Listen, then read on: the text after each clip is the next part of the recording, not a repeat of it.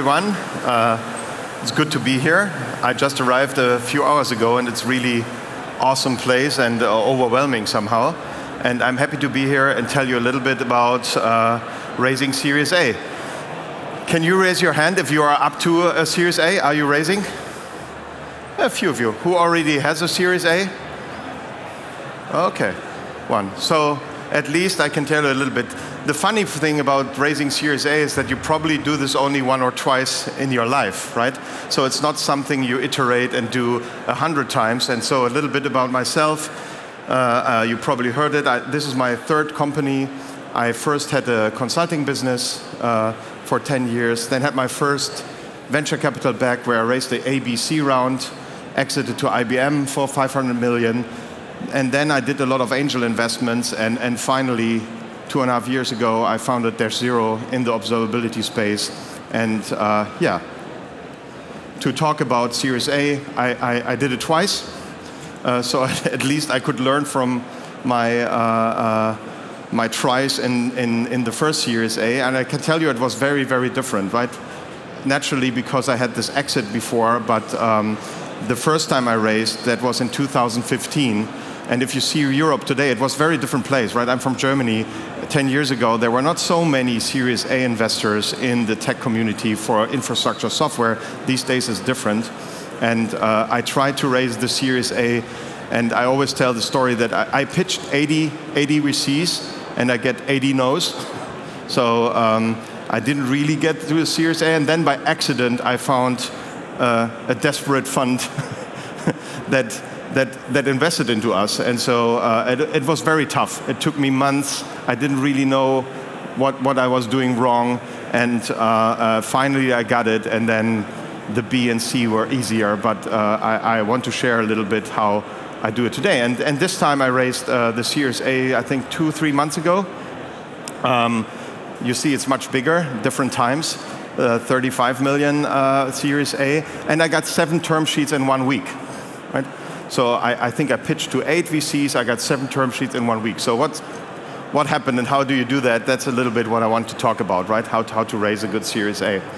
And I start with, I put it into 3 phases. And I think you can't raise a Series A without a good product, right? So I want to talk a little bit about what do you need to build. And the dates are the dates for myself, right? So this is what we did at Dash0. So I founded the company in May 23.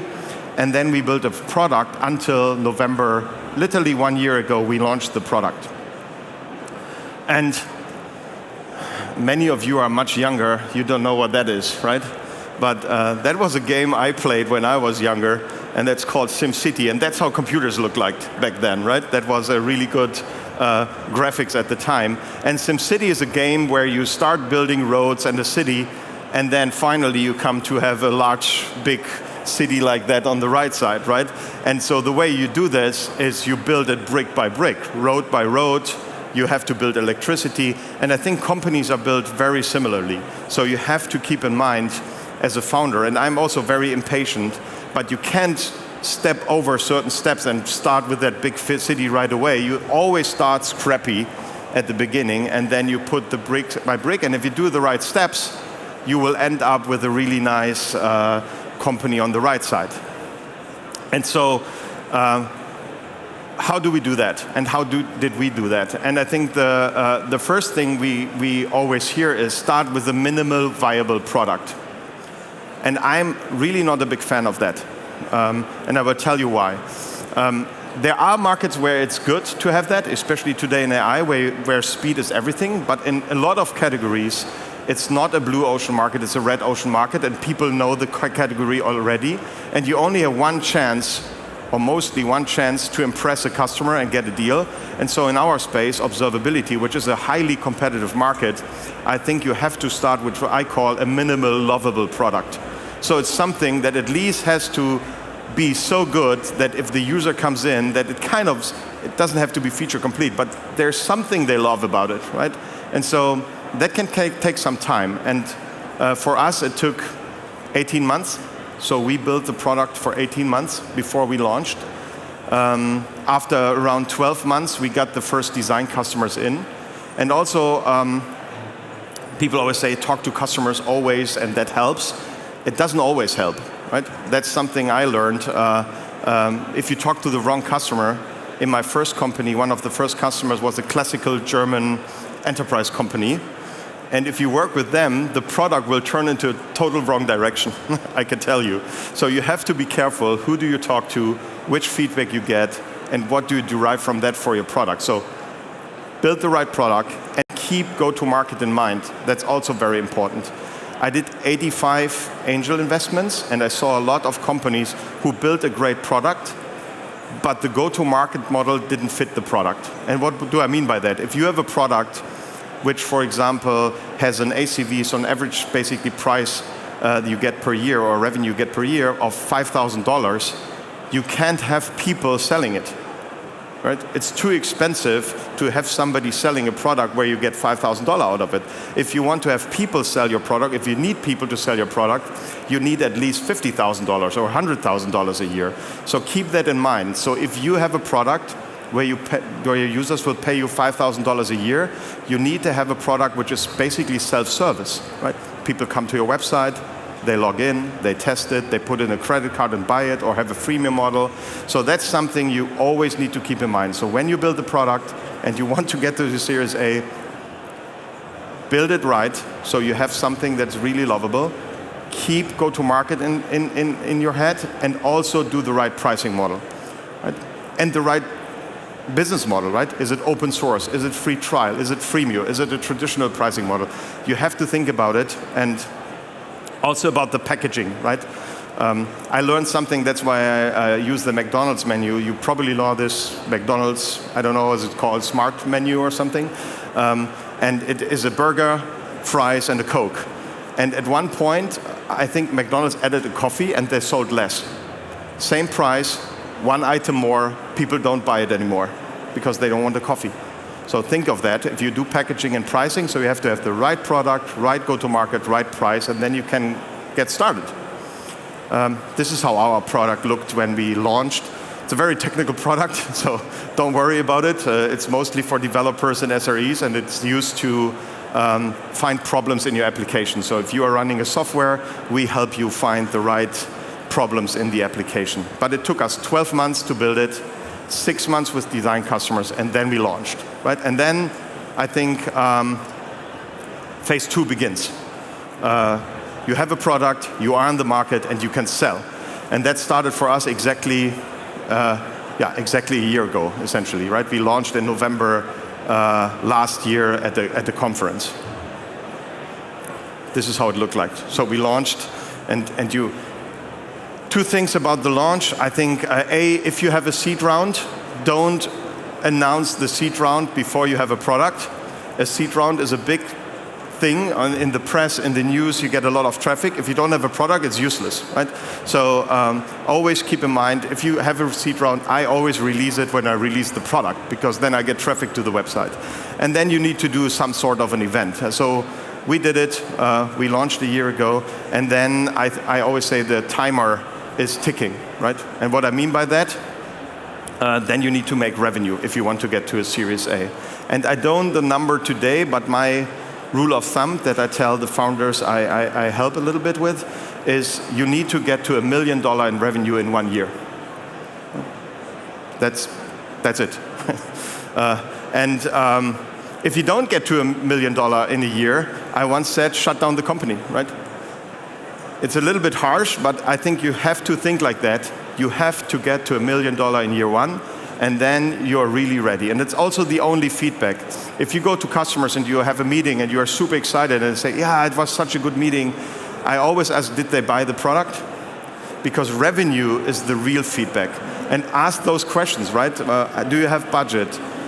Do you want to buy the product? If not, why not? What do I need to build that you buy the product? So really keep focused on this thing. And this is, I will share, because often you don't see a lot of numbers of companies because they are a little bit hidden. And I will just show you what we did and how our numbers looked like. So when we started, this was month 1, right? We got 19 customers. We got to 55,000 in revenue, yearly revenue, recurring revenue. And that was it, right? That was month 1, so end of the year. And then another thing happened. If I go back, you see this little booth here. And we were sitting at the booth, and I saw all the big guys around me, like here, right? You see all these huge booths, and there are hundreds of people, and we were standing there super excited, and 2 people at the booth. I felt really depressed, right? I was sitting there and thought, oh, I need to go bigger. And so I thought, why not fake it? So let's pretend we are a big company. So we created a really big booth, and for the next trade show, it was in London, we said, okay, let's go really big, right? Let's make a show. And so we did a company offsite at the conference. I had a really big booth. We needed 30 people. The whole company had 30 people, so this was the whole company. And everybody was in the booth, and the idea was that we said, okay, people would think we are much bigger, right? And it absolutely worked, right? We created a really big buzz, and I will show you the impact. A lot of people thought, who are those people with the big booths we never heard of? And they came around, and that's kind of one of the growth hacks we had to get started.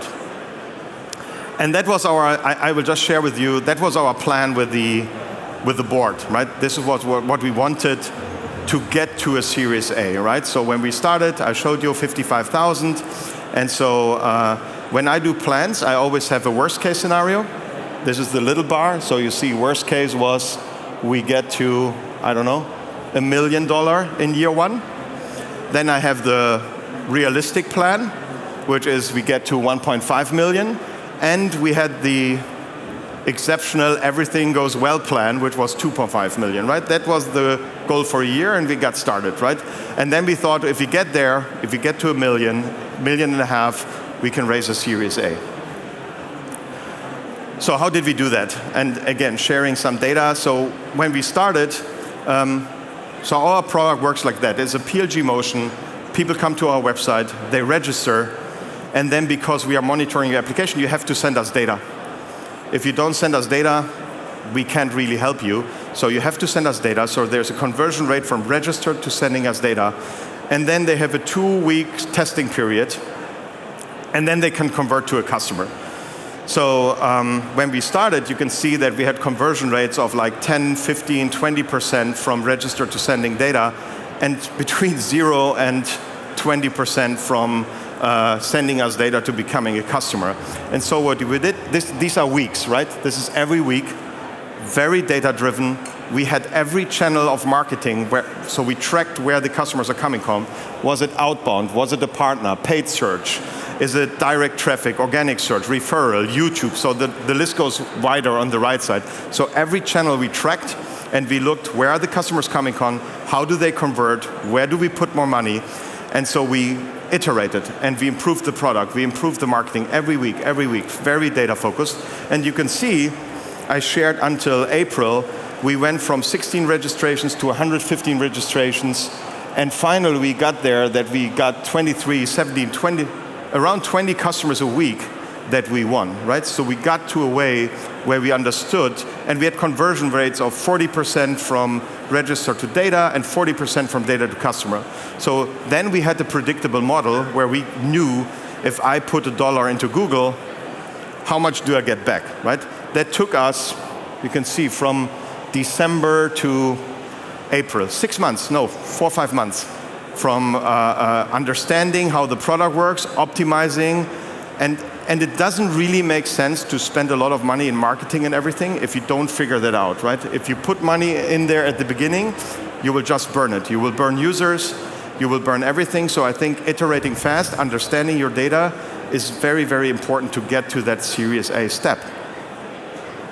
Yeah, and then you slowly get to that phase where you want to raise the Series A. And so first question is, what's the market sentiment? In my first time with Instana, there was this famous, you probably know this, double, triple, triple, double. So the idea was you get to $1 million in ARR, and then you have to triple twice, 1 to 3, 3 to 9, and then you double 3 times, 9 to 18, 36, 72. So you basically get to roughly 100 million in revenue in 5 years. That was kind of the best in class companies. You see best in class, 5 to 6 years to 100, 7, 12 years. I saw there was a keynote of Lovable yesterday. They changed that. They made months out of years, right?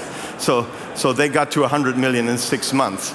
So the question is, how did that change the market sentiment? And you see here, Harry Stebbings, for example, he's saying, if you do a double, triple, triple, double, nobody will care anymore, right? It's not good enough.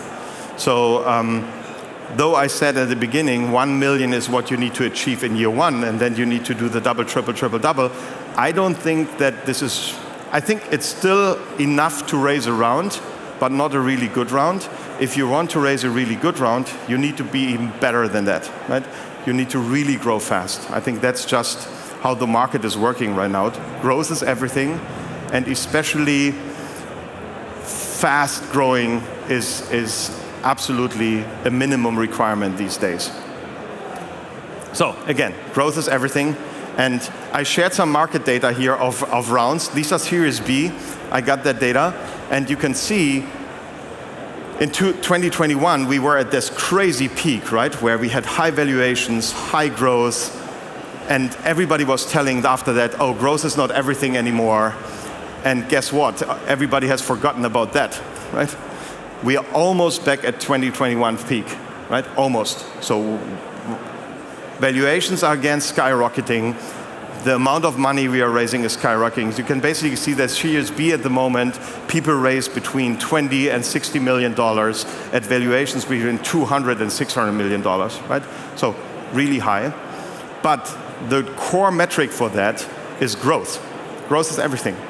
And one of the things I learned the hard way, and I can tell you it's really hard for a German, right? Germans are very focused on we have to be profitable, right? And these things. So it's very hard to understand that growth is everything. And in this space, I know I'm repeating myself, really look at the ARR growth, right? You have to grow fast. It has to be exponential. You have to have funnel. You have to have pipeline. If you have that, ignore all the other metrics. I think these days, people will not care too much about gross margin. I don't know the numbers, but there's a lot of rumors that especially those AI companies do not have the best gross margins because they have to pay a lot of money to the model providers, etc. Nobody cares, right? If you grow fast, that's not interesting. NRR, churn, nobody will care if you grow. If your top line is growing, you can even churn customers. Nobody cares. Also the rest, CAC, payback period, not that interesting if you grow. So focus on growth first. Don't focus on the other metrics. That's just what I learned, because if you have high growth, you will be able to raise a great round. So this is our year 1. I don't think we are actually at 4.2 million now. So you can see we started at this 50K, and we are now at around 4.2 million in ARR in year 1. And we will hit 5 this year. So it's basically, in this year, we go from 0 to 5.